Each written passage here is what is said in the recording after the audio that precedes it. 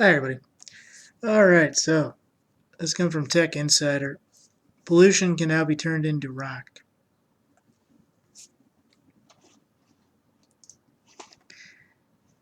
In a new study published in Science, researchers explain their technique in turning atmospheric carbon into solid rock, and it only takes a couple months.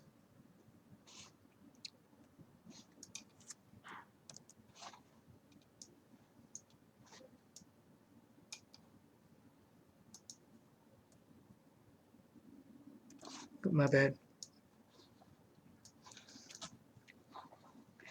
Tech Insider Science, scientists can now turn pollution into rocks.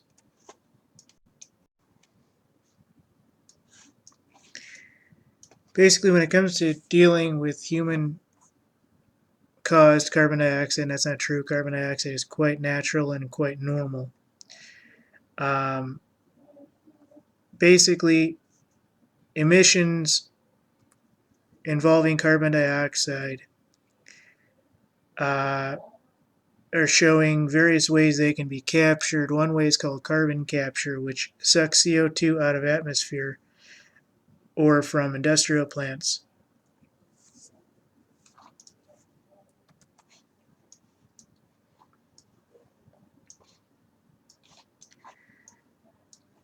An international team of scientists working in Iceland successfully demonstrated how CO2 emissions can be pumped underground and altered chemically to form solid stone. While storing the carbon in the earth, it's a new thing and nobody ever expected the process to actually work this quickly or efficiently. And this basically goes back to the first quote. In a new study published in Science, researchers explained that their technique for turning atmospheric carbon into solid rock only takes a few months, a time frame that could financially help make carbon capture storage a practical, workable solution. Well, from my understanding, carbon isn't necessarily the thing that everybody's complaining about. It's the climate change and everything else. And that's due to all the super chemicals, but we'll go with this just for the heck of it. This means that we can pump downrange amounts of CO2 and store it in a very safe way over a very short period of time. A hydrologist, Martin Stute from Columbia University.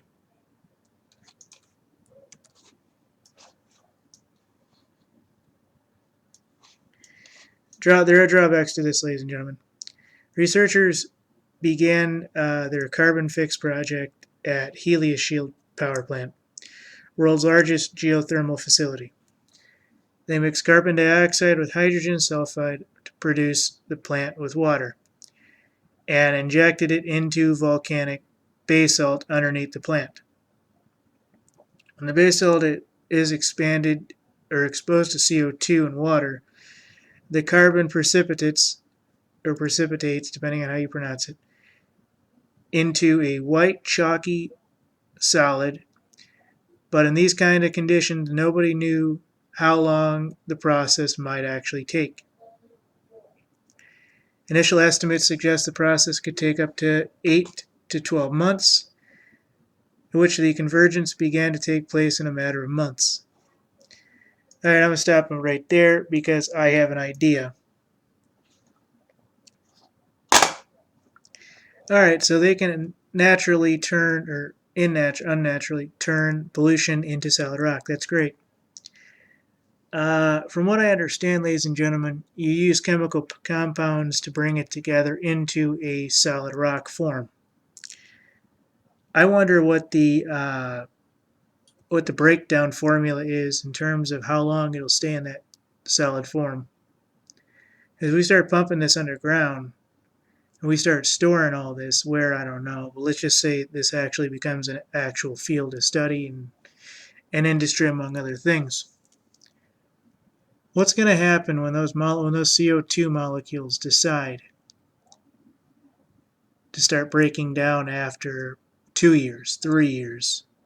Are they really going to keep pumping the sulphides and various other things to keep this in a solid rock form? Or are they going to pump a bunch of it underground, leave it, and let it somehow really chemically alter the earth? Well, it's up to those who basically own the company and own the land, but looks like a very dangerous thing here, folks. And CO2, for the most part, is not the overall problem. In fact, if you remember, trees take CO2 and turn it into oxygen. So trees technically need CO2. And it's not just a human problem and a human created problem and a human emission problem. So, thank you.